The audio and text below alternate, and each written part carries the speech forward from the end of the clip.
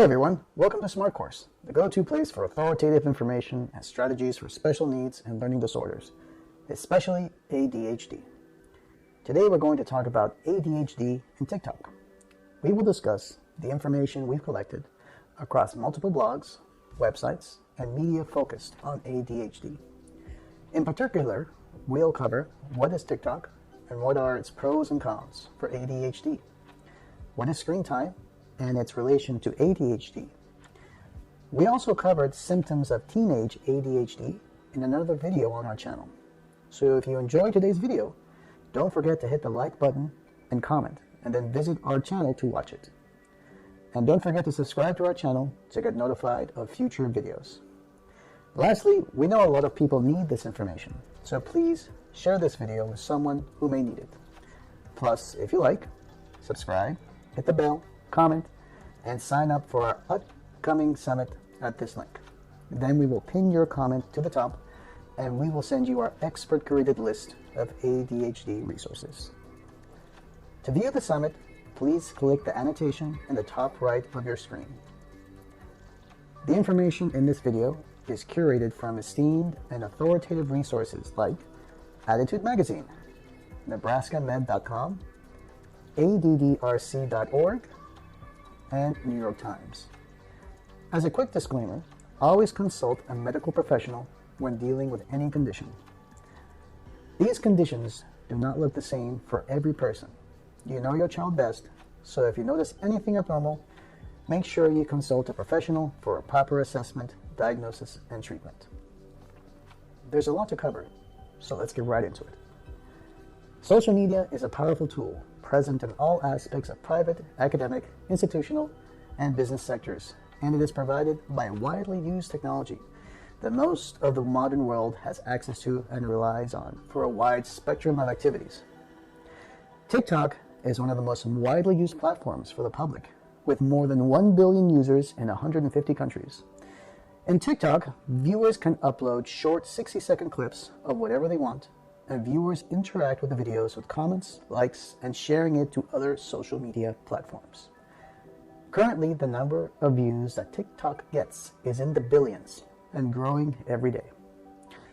One topic in particular has at least 2.4 billion views is the ADHD classification or hashtag of videos.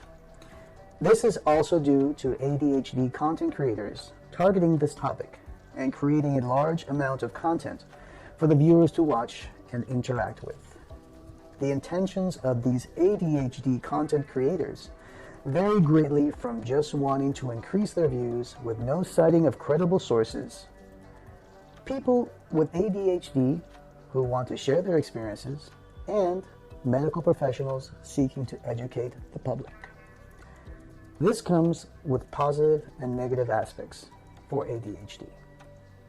The cons of ADHD being discussed on TikTok are the reinforcement of ADHD stereotypes, an increase in the public self-diagnosing ADHD, a drastic increase in the viewer's screen time on electronic devices and its consequences for kids with ADHD, medically unqualified content creators being overwhelmed with messages from the public asking for help with ADHD, with comorbid disorders like depression and even with suicide, allowing for the circulation of ADHD misinformation that is not factual or produced by people with credentials for the treatment of ADHD. There is currently no regulation of the information you can put out on TikTok concerning medical topics or any other topic as well. To know more about ADHD stigmas, such as the ADHD does not exist fallacy, please click the annotation in the top right of your screen. The pros of ADHD being discussed on TikTok are the dismantling of ADHD stigmas from prominent and credible sources on the nature of ADHD. Medical professionals specialized in ADHD are able to perform more outreach to the public. It builds and spreads awareness for ADHD. It allows people with ADHD to share their experiences and build a community for support. One example of the kind of reaction possible for one content creator to receive is the account of a young Hawaiian by the name of @xmanix. She has no formal training in ADHD and has a following of 290,000 viewers.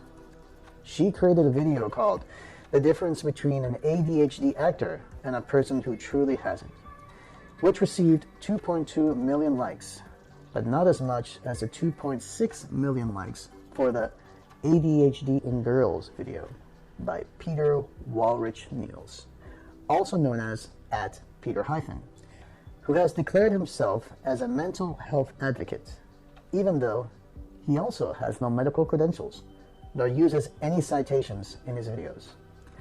Regardless, his ADHD TikTok content has 9.7 million likes, which shows the power that TikTok has in reaching the public, whether factual or not. When ADHD content creators are simply sharing their experiences, it can help others relate their own experiences and identify with that of the creators, which can motivate them to learn more about whether or not they have ADHD and seek a professional evaluation. To know more about ADHD testing, please click the annotation in the top right of your screen. However, even then, there can be problems when such content creators present themselves as someone with authority on the subject when they have no medical credentials on ADHD. This can lead the viewer to start to confuse the content creator with a medical expert. Another example from the account of Peter Walrich Niels, mentioned earlier, who is a retail manager from Tacoma, Washington, known for his symptoms of ADHD I wish I'd known about sooner video. That video received 6.4 million views and more than 65,800 people commenting on it. For his efforts, Peter received thousands of messages of gratitude for sharing his experiences with ADHD, but he also received messages asking for medical advice which he does not have the credentials for. Giving medical advice on such sensitive topics can have serious complications, as another content creator found out. Since comorbid disorders usually accompany an ADHD diagnosis, there is a TikTok creator that focuses on that.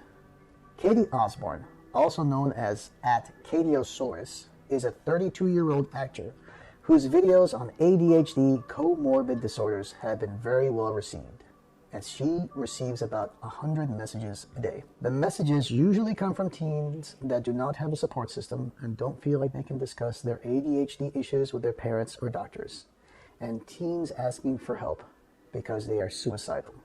This is an extremely serious situation that should only be handled by a trained professional, since any unprofessional intervention can have catastrophic results for everyone. Sometimes, even just making a comment can be taken completely out of control by the viewers, as Lady Taylor, a sophomore art major at Millsaps College in Jackson, Mississippi, found out. Lady makes TikTok painting videos, and misinformation was being spread about ADHD in her comments. She responded to those comments with a TikTok ADHD video, explaining that if she didn't have ADHD medication, she would not be able to live independently and would have to live with her parents for the rest of her life. Within 1 week, her response generated 1 million views, which was never her intention, and she made it clear that she was against people self-diagnosing themselves with ADHD. Please educate yourself, your children, and your family on the dangers of obtaining non-factual information from social media like TikTok, and relying on TikTok content creators who do not have any professional medical credentials to offer medical advice on ADHD. If you don't assure your children that they can talk to you when they are in distress, then with the accessibility of social media, who knows who they will end up talking to? Odds are it will not be an expert on ADHD. Since social media like TikTok is accessed on electronic devices, whenever someone looks at the screen of a device to perform a function such as searching, commenting, and looking at TikTok videos, that action is called screen time. According to Attitude magazine, screen time has increased among their readers by 84% since April of 2021. This increase in screen time brings other pitfalls such as video game dependence, Zoom fatigue, and poor mental health. Social media is designed to give the viewer dopamine via its wins and likes, which is especially attractive to the ADHD brain. This is the same effect that happens when watching a humorous TikTok video. But in most cases, this does not satiate the ADHD brain and instead reinforces more dependence on whatever device or website triggers the dopamine. A survey was conducted by Attitude magazine where 885 of its readers had serious concerns about video games and screen time dependence. To know more about ADHD and technology, please click the annotation in the top right of your screen. Excessive screen time from using social media like TikTok can worsen mental health symptoms, such as anxiety, and excessive screen time correlates to how severely mental health symptoms worsen and how they are expressed. It must be noted that TikTok screen time is not a cause of ADHD, but this correlation is quite clear according to Dr. David Anderson, PhD, Vice President of School and Community Programs at the Child Mind Institute. In 2019, Dr. Anderson gave an Attitude webinar on how screen time impacts the ADHD brain. Within the Attitude magazine survey, parents of children with ADHD reported severe negative changes in their child's behavior with a ratio of 4-to-1 against positive changes. This was when they had no choice but to be stuck at home, using screen time for school, interacting with friends, using sites like TikTok for recreation, etc. The negative behavioral changes reported were greater frustration and anger, heightened emotional dysregulation, diminished motivation for school and non-screen activities, as well as lethargy, especially when forced to start doing a less desired activity. Attitude magazine also found that 13% of caregivers of ADHD reported a positive impact from technology on their child's physical health, whereas 40% of caregivers of ADHD feel that technology has not had a positive impact on their child's physical health. It has been shown that social media like TikTok can be extremely gratifying to the ADHD brain. But when TikTok screen time becomes excessive, the inhibitions and self-control start to falter, which can lead to more screen time, thus leading to a spiral of not doing important tasks like homework. Exercise is extremely important to priming attention or the executive functions responsible for sustaining attention, sequencing, prioritizing, inhibiting, and working memory. Please keep in mind how important it is for an adult with ADHD and child with ADHD to be physically active on a regular basis. Try to maintain a regular exercise routine, which will help manage ADHD symptoms and improve self-regulation. To know more about games and other activities you can do at home, please click the annotation in the top right of your screen. And if you haven't already, please hit the notification bell below and join our newsletter, because we'll be sharing much more resources on how to help your family cope better with ADHD, both at school and at home. Now let's look at the pros of ADHD being discussed on TikTok. TikTok's great reach has allowed for countering ADHD stigmas too. In 2019, Kyra Steck was a sophomore at Northwestern University and diagnosed with ADHD later that year. After taking her medication, she started noticing that she was experiencing hyperfocus, but not on the topics she wanted, like her schoolwork. After watching an ADHD TikTok video, she began to realize that her hyperfocus was actually a symptom of her ADHD. A sophomore physics major student at Texas A&M University by the name of Fiona Devlin began watching neurodivergent TikTok, which covers ADHD and other mental disorders. She ended up identifying with what she saw, which prompted her to seek a professional diagnosis. It helped her to understand that the difficulties she was having keeping a job while going to school were a result of her ADHD. Some medical professionals are using TikTok as a means to help the public. ADHD psychiatrists and one of our ADHD expert speakers, Dr. Edward Hallowell, has done exactly that, and he was personally advised that TikTok's 60-second clips are a great format for people with ADHD. Towards the end of 2020, he started publishing a TikTok video series called Ned Talks under his account at Dr. Hallowell, which has 100,000 followers and more than 4.5 million views. One of the reasons that he decided to establish a presence on TikTok was due to feedback he was getting from some of his patients. They were saying that they were addicted to TikTok, which motivated him to learn more about TikTok. He states one of the main goals of his videos is to encourage people with undiagnosed ADHD to obtain professional help. Most medical professionals are concerned about the influence TikTok has on ADHD, but professionals like Dr. Edward Hallowell think that its benefits outweigh its cons.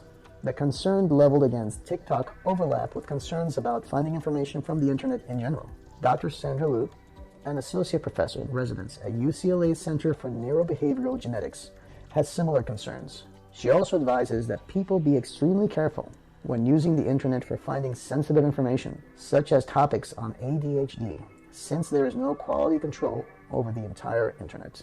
If you want to continue using TikTok to learn about ADHD, we would ask that you please follow the verified medical professionals and make sure your family is also doing the same, so that they can enhance their support system, increase their knowledge of ADHD with qualified professionals, and counter the consequences of misinformation in their lives, especially those of children with ADHD. Please research how to set up parental controls on screen time devices and TikTok so that kids with ADHD can only access content on TikTok that you approve. A link is in the description for the official TikTok parental controls page.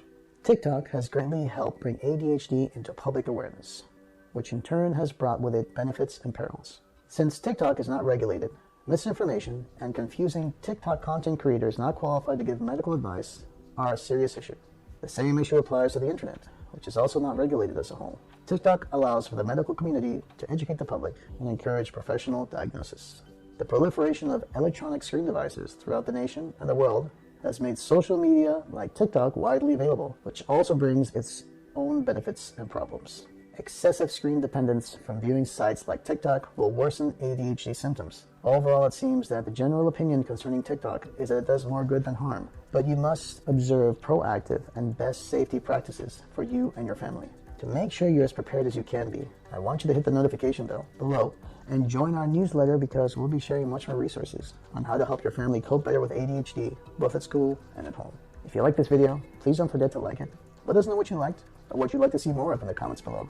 The more people like, subscribe, click the bell, and comment, the more people will see this kind of content on YouTube. And we know some people could really use the help.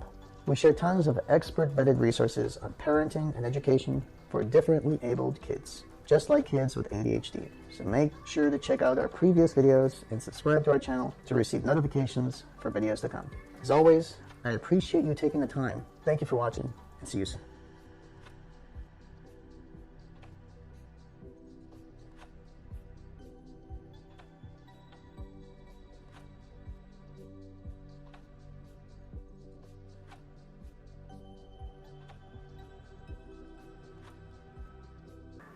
Medically unqualified